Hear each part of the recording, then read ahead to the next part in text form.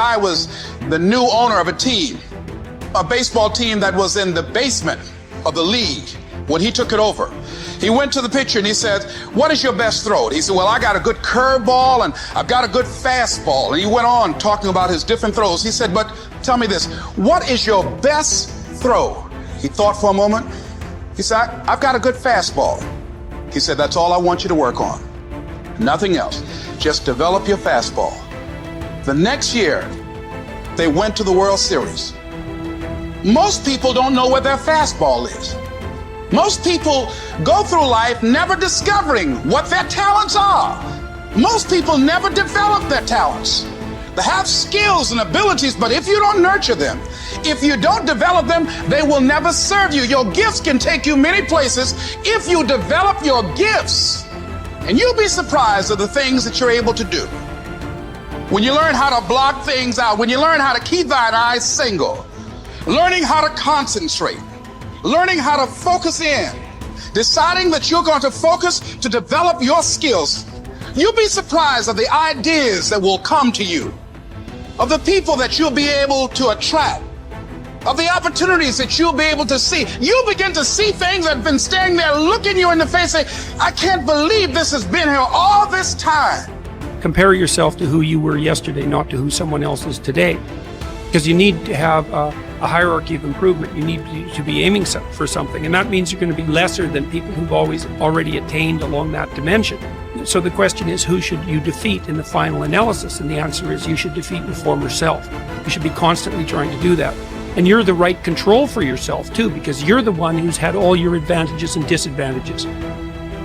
How bad do you really want it? You gotta hear me. People talk about Oprah Winfrey, Ted Turner, Warren Buffett. Listen to me. I don't care how much money you make. You only get 24 hours in a day. And the difference between Oprah and the person that's broke is Oprah uses her 24 hours wisely. Your brain will trick you. You are your own worst enemy. Because life doesn't give you what you want. It gives you what you deserve. And if you haven't worked for it, if you haven't sacrificed for it, if you haven't given your all, then you don't deserve it, and you won't get it. Here's the problem I find most people have. They judge themselves through the lens of a moment. They fail at something. They miss. They embarrass themselves. They flub something. And they think that defines who they are. But I'm telling you right now, you're not defined by who you are. You're defined by who you want to become and the price you're willing to pay to get there.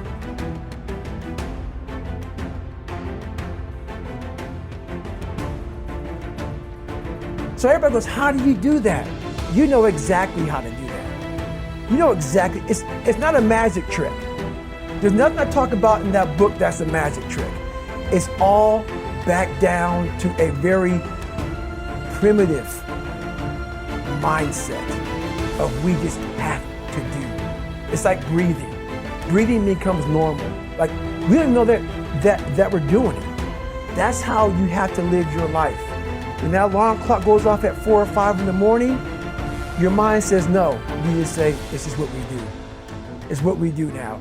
Because to get to where you want to go, the amount of pain involved, I'm not saying physical, I'm not saying you got to break yourself off. The amount of mental pain of how many times you're going to have to do something that you don't want to do to get to where you want to go is going to be, there's going to be more times you do something that you don't want to do than you are going to want to do. And that's your new norm. That's your new norm.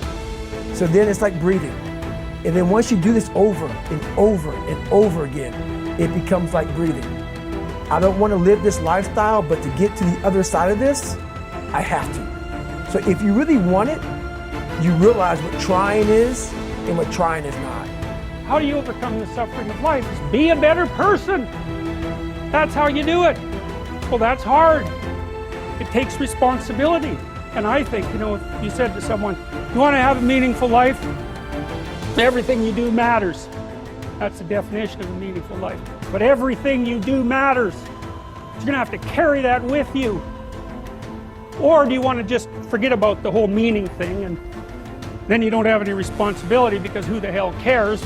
You can wander through life doing whatever you want, gratifying impulsive desires for how useful that's going to be, and you're stuck in meaninglessness, but you don't have any responsibility. Which one do you want? Well, ask yourself, which one are you pursuing? And you'll find very rapidly that it isn't the majority of your soul that's pursuing the whole meaning thing, because, well, look what you have to do that. You have to take on the fact that life is suffering. You have to put yourself together in the face of that. This intense focus on one goal is not easy, but it is all important. Orison Swett Marden wrote, "The giants of the race have been men and women of concentration, who have struck sledgehammer blows in one place until they have accomplished their purpose.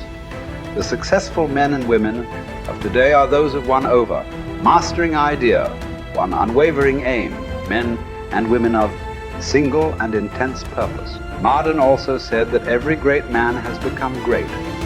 Every successful man has succeeded in proportion as he has confined his powers to one particular channel. Single-minded concentration in the direction of your dreams will intensify your desires and increase your emotional drive toward your goal. This intensity of concentration will activate the law of attraction and begin to attract people and opportunities into your life to help you to achieve your goal.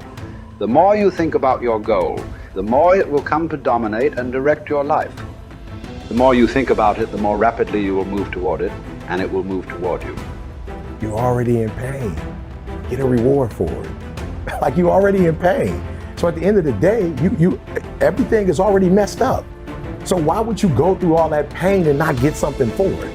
Like, it doesn't make sense. Like, it doesn't make sense to put all those hours in. Okay, yeah, it was football, but it doesn't make sense to put all those hours in and not transfer those hours to something else. It doesn't make sense not to recycle the pain and get wealth or a successful life, a successful spouse, like whatever, have kids, whatever it is. And so for me, just going through my go-through, I was like, it can't end here.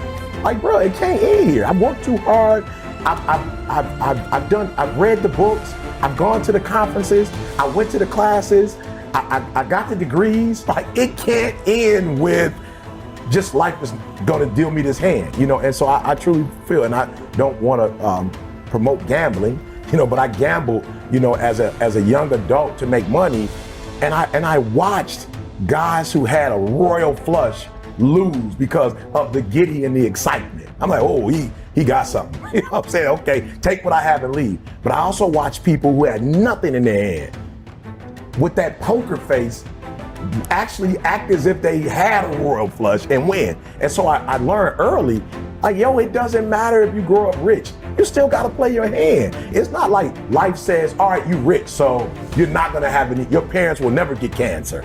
You know, nobody in your family will ever have multiple sclerosis. Like, you'll never get COVID. You're rich. It doesn't work like that. Like, you still have to do life regardless of how you come into life. And I think some people feel, well, if you come into life and everything is great, then that's the way you live life. But no, it doesn't matter. If you come in great, if you come in poorly, it does not matter.